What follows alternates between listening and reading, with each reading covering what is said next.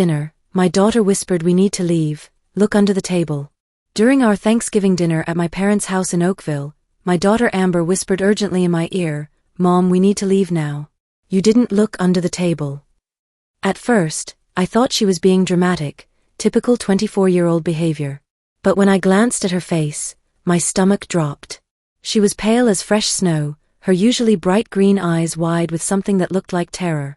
This wasn't one of her jokes or attempts to escape another boring family gathering. "What are you talking about, sweetheart?" I whispered back, trying to keep my voice steady while my dad carved the turkey and my mom fussed over the cranberry sauce. Amber's hands were shaking as she gripped her wine glass. "Just trust me, Mom. Look under the table, but don't let anyone see you." My heart started hammering against my ribs. Amber worked as a corporate attorney for Mitchell and Associates downtown, handling sensitive mergers and acquisitions. She wasn't easily spooked, and she definitely wasn't one for pranks during family dinner. I pretended to drop my napkin, bending down slowly while my knees creaked in protest. The hardwood floor was cold against my palm as I felt around near the table leg. That's when my fingers brushed against something that shouldn't have been there, a small piece of paper, folded tight and wedged carefully into the wooden joint like someone had tried to hide it but wanted it found. Before I could grab it, Amber's hand shot down and snatched the note. She glanced at it for barely a heartbeat, and I watched the remaining color drain from her cheeks. "We're leaving," she whispered, her voice barely audible over my brother Kevin's loud story about his new fishing boat. "Right now." I wanted to ask questions, but something in her tone told me this wasn't the time. We stood up abruptly, mumbling excuses about Amber having a sudden migraine and needing to get home to her apartment in Brooklyn Heights. My mom barely looked up from her mashed potatoes, and my dad just grunted something about young people these days before returning to his football highlights on the TV. The walk to my Honda Civic felt like it took forever. Every step across that familiar driveway where I'd learned to ride my bike 30 years ago now felt heavy with dread. Amber clutched her purse like it contained state secrets, her knuckles white against the black leather. Once we were safely inside the car with the doors locked, I turned to her. "Amber, what was on that note?" She hesitated, staring out at the maple trees lining Elmwood Street. Then, holding up the paper like it might bite her, she whispered words that made my blood turn to ice water. What did the note contain that terrified Amber so completely? And why was it hidden under my parents' dining room table? "It's my password," Amber said, her voice hollow as she stared at the crumpled paper. I blinked, certain I'd misheard. "Your what?" "My work password. The one for my secure login at Mitchell and Associates." She handed me the note with trembling fingers. "Look at the handwriting." The moment I saw those big, loopy letters, my world tilted sideways. It was unmistakably my mother's cursive, the same handwriting I'd seen on every birthday card, every grocery list, every note she'd ever left on our refrigerator growing up on Cedar Lane. "This is impossible," I breathed, studying each carefully formed letter. "How could Mom know your password? You've never told anyone, right?" Amber shook her head vigorously. "Never. I don't even write it down anywhere. It's completely random, a combination of numbers and symbols that I memorized specifically because it's so secure." She ran her hands through her auburn hair, a nervous habit she'd had since childhood. "But Mom, there's something else. Something worse." My hands were shaking now too as I started the engine. The familiar streets of Oakville looked different somehow, like I was seeing them through a stranger's eyes. "Tell me." "I think they watched me log in yesterday," she said quietly. "When I was here for lunch with Grandma Rose and Grandpa Frank. Remember? You couldn't make it because of your dentist appointment. Yesterday. My parents had invited Amber over for what they called quality time with the granddaughter. I'd thought it was sweet, especially since they'd been complaining lately about not seeing enough of her. But now, a sick feeling was growing in my stomach. "You think they set up a camera?" I asked, though part of me already knew the answer. "It's the only explanation that makes sense," Amber replied, staring out at the suburban houses we'd known our whole lives. I used my laptop at their kitchen table while Grandma showed me her new photo albums. "I thought it was private, but..." She trailed off, pulling out her phone with laser focus. By the time we reached her apartment building on Remsen Street, she was already heading for her home office, her face set in that determined expression I recognized from her law school days. "Don't interrupt me," she said, firing up her work laptop. I need to check something. I sat on her cream-colored sofa, watching my daughter's fingers fly across the keyboard. The apartment felt too quiet, too cold, despite the November heat running full blast. Outside, Brooklyn Heights bustled with its usual evening energy, but inside, time seemed suspended. Then Amber went completely still. "Mom," she said, her voice barely above a whisper. "This is really, really bad." What had Amber discovered on her laptop? And how deep did my parents' deception go? "Someone used my account," Amber said, her face illuminated by the harsh blue glow of her laptop screen. "Yesterday, while I was at lunch with Grandma and Grandpa, someone accessed the Mitchell & Associates secure server using my credentials." I moved closer, peering over her shoulder at the login history displayed on her screen. There it was, clear as day, her user ID, yesterday's date, 2:47 p.m., right around the time she would have been looking at photo albums in my parents' kitchen. What did they access? I asked, though I was dreading the answer. Amber's fingers trembled as she clicked through the security logs. A sealed custody file. Case number 2023 CV 4847. She paused, her breath catching. "Mom, it's Uncle Marcus's file." The room seemed to spin around me. Marcus, my sister Diana's ex-husband. The man who'd put her in the hospital 2 years ago with a broken wrist and cracked ribs. The man she'd finally found the courage to leave, taking their 8-year-old son Tommy with her. "But you don't handle custody cases," I said, grasping for some logical explanation. "You work in corporate law." "Exactly," Amber replied grimly. "I had no legitimate reason to access this file. None. And now it's tied to my account, my digital signature, everything." She scrolled down further. "Look at this, they didn't just view it. They downloaded it. The entire case file, including Diana's new address, Tommy's school information, her workplace details. Everything she's been hiding from Marcus." My sister had moved to Portland 6 months ago, started fresh with a new job at Northwest Regional Medical Center and a small house in the suburbs. She'd been so careful, so paranoid about keeping her location secret. Even I only had her P.O. box address. "This could destroy your career," I whispered, the full weight of the situation hitting me. Amber nodded, closing her laptop with a sharp click. "Corporate espionage, unauthorized access to confidential legal documents, breach of client privacy. I could lose my license, face criminal charges, everything I've worked for since law school at Columbia." The silence stretched between us like a chasm. Outside, a police siren wailed in the distance, and I couldn't help wondering if it was an omen. "They invited me to lunch specifically so they could do this," Amber said finally. "It wasn't about spending time with their granddaughter. They planned this, Mom. They used me." I thought about my parents' behavior lately, their sudden interest in Diana's well-being after months of radio silence, their pointed questions about whether I'd heard from her, their complaints about not being able to see Tommy. I'd attributed it to normal grandparent concerns, but now, "We have to confront them," I said, surprised by the steel in my own voice.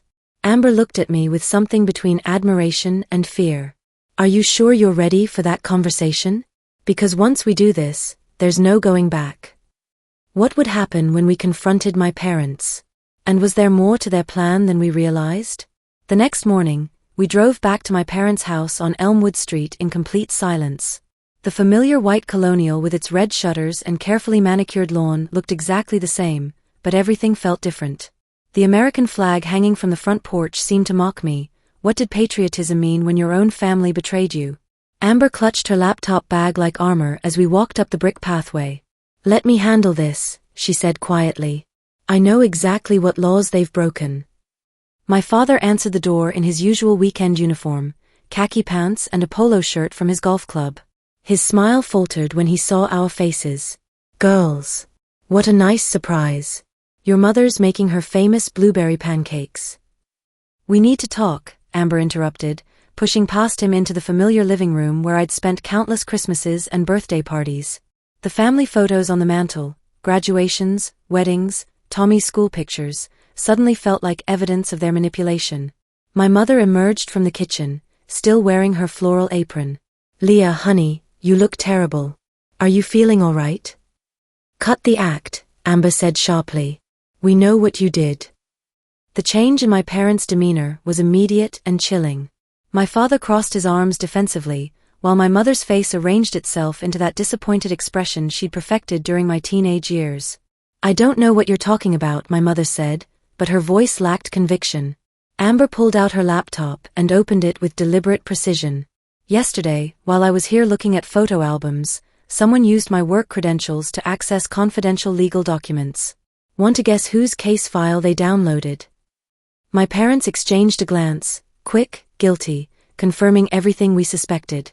"Marcus has a right to know where his son is," my father said finally, his voice taking on that self-righteous tone I'd heard throughout my childhood whenever he justified his questionable decisions. "He has a restraining order." I exploded, months of suppressed frustration boiling over. "Diana moved across the country because he nearly killed her." "That's an exaggeration," my mother sniffed. "Diana always was dramatic. And Tommy needs his father."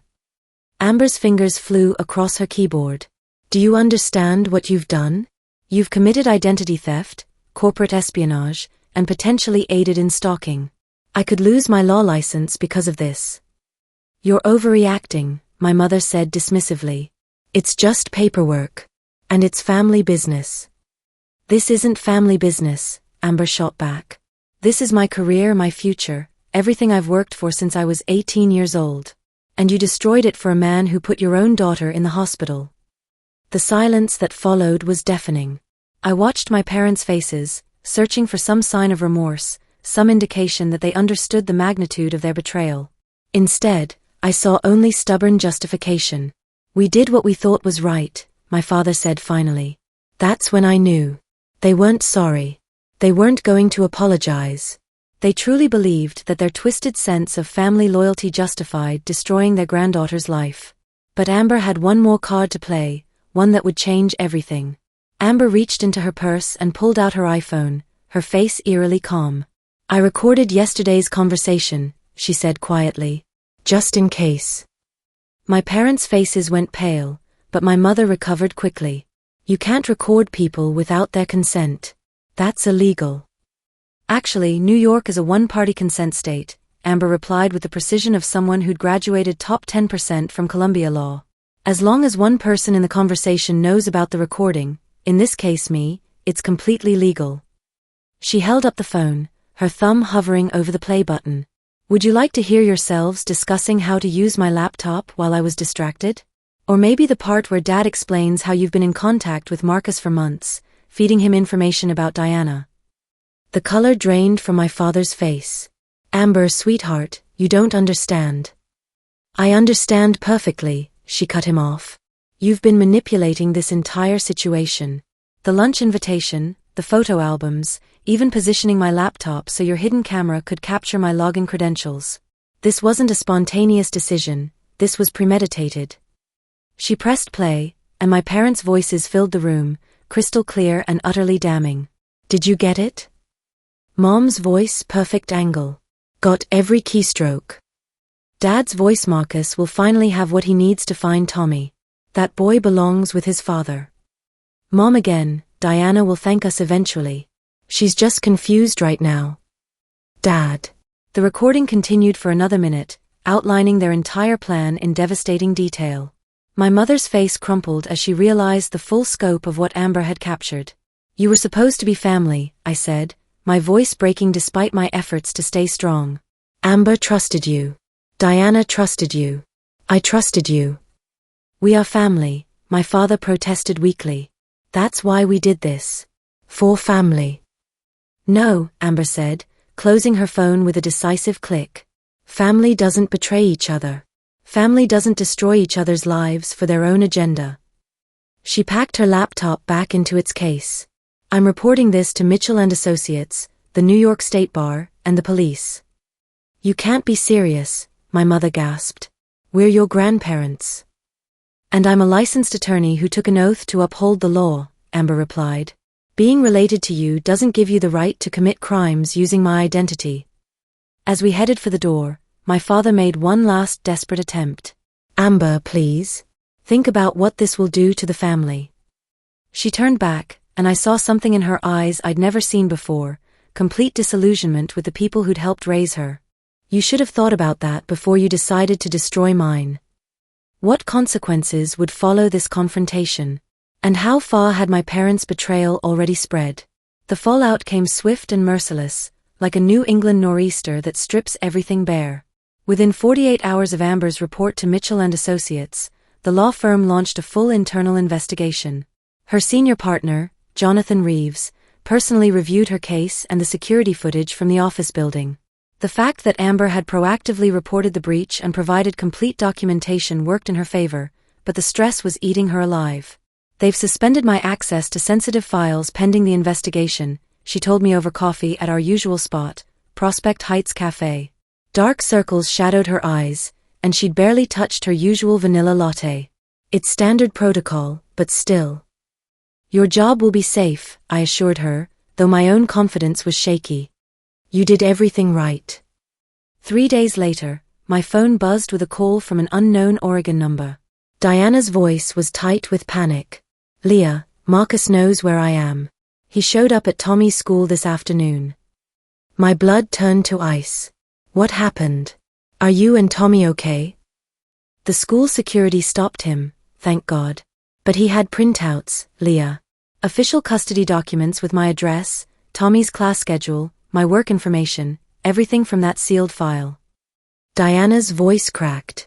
"He told the principal he was exercising his parental rights, but the restraining order is still active. They called the police.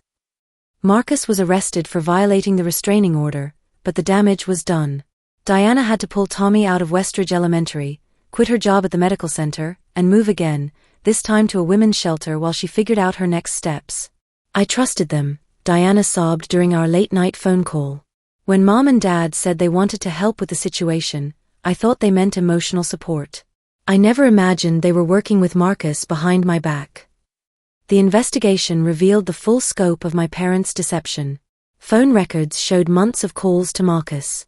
Bank statements revealed they'd sent him money for a private investigator, actually funding his efforts to track down Diana and Tommy. Most damning of all, they'd been feeding him information about our family conversations, including details about Diana's therapy sessions and Tommy's nightmares about his father. When the police interviewed my parents, they showed no remorse. Instead, they doubled down on their justification. Marcus was a good father who'd been unfairly vilified by Diana's overreaction to normal marital disputes. The protective order was just Diana being vindictive. 2 weeks after our confrontation, Amber received official notification from Mitchell and Associates. She was fully reinstated with commendation for her handling of the security breach. The firm's investigation concluded that she'd been the victim of sophisticated identity theft and had acted with complete professional integrity. But the personal cost was devastating. My parents hired a lawyer and were fighting the charges, claiming they'd acted in good faith as concerned grandparents. The legal battle would drag on for months, tearing apart what remained of our family. The hardest part came when I had to explain to my 8-year-old nephew why Grandma and Grandpa Rose couldn't see him anymore. How do you tell a child that the people who used to send birthday presents and Christmas cookies had betrayed his mother's trust so completely that they'd endangered his safety? One decision remained: how far was I willing to go to protect my daughter and sister from the people who raised me? The phone kept ringing. Every day for 2 weeks, my parents called from different numbers: the house phone, my father's cell, my mother's cell, even my uncle's phone when I started recognizing and blocking the others. Each voicemail was the same combination of self-pity and manipulation I'd heard my entire life. "Leah, honey, you're breaking your mother's heart. We only wanted what was best for Tommy. This is destroying our family. How can you choose them over us? You're being influenced by Amber's lawyer friends. You know we love you." I saved every message, just in case we needed them for the ongoing legal case. The breaking point came on a rainy Thursday in December when I found my mother sitting in her silver Buick outside Amber's apartment building in Brooklyn Heights. She'd been there for hours, according to the doorman, just watching the entrance like some kind of stalker. "That's it," I told Amber as we stood in her kitchen, looking down at the street where my mother's car remained parked under the streetlight. "I'm done." Amber handed me a cup of chamomile tea, her own hands steadier than they'd been in weeks. The investigation was officially closed, her career was secure, and she'd even received a promotion to senior associate. But the emotional toll was written in the fine lines around her eyes. "Are you sure?" she asked gently. "Once you cut contact completely, it's hard to go back." I thought about Diana, now settled in a small apartment in Seattle with a new job, and Tommy enrolled in a school with actual security protocols. My sister was finally sleeping through the night for the first time in years, no longer jumping at every unexpected sound. Tommy was seeing a therapist who specialized in children affected by domestic violence, and for the first time since the divorce, he was drawing pictures that didn't include monsters. I thought about Amber, who'd handled this entire nightmare with more grace and strength than anyone should have to. She'd protected our family, while my own parents had tried to destroy it. Most of all, I thought about the note hidden under the dining room table, a calculated, premeditated betrayal that could have cost my daughter everything she'd worked for. "I'm sure," I said, pulling out my phone. I typed carefully, reading each word twice before hitting send. "Mom and Dad, your actions have made it clear that you value Marcus's demands over the safety of your own daughters and grandson. You chose to commit crimes rather than respect Diana's court-ordered protection. You risked Amber's entire career for a man who hospitalized your child. This is not love. This is control. Do not contact me, Amber, Diana, or Tommy again. You have lost the right to call yourselves family. We are blocking all your numbers and will notify police if you attempt any further contact." Then I blocked their numbers from my phone, Amber's phone, and helped Diana do the same from Seattle. 6 months later, I got word through my cousin that my parents had been sentenced to community service and probation for their role in the identity theft. Marcus received 2 years in prison for violating the restraining order and stalking. The judge had been particularly harsh, noting that his actions had endangered a child. Diana sent me a photo from Tommy's new school spring concert. He was smiling, genuinely smiling, for the first time in years. Amber made partner at Mitchell & Associates, the youngest in the firm's history. As for me, I learned something I should have known years ago. Sometimes protecting the people you love means cutting out the people who raised you. Sometimes family isn't about blood, it's about who shows up when everything falls apart. My parents wanted access. They wanted control. They got it for a while, hiding their manipulation under that dinner table like cowards. But in the end, they lost the only thing that actually mattered, us. And we're better off without them.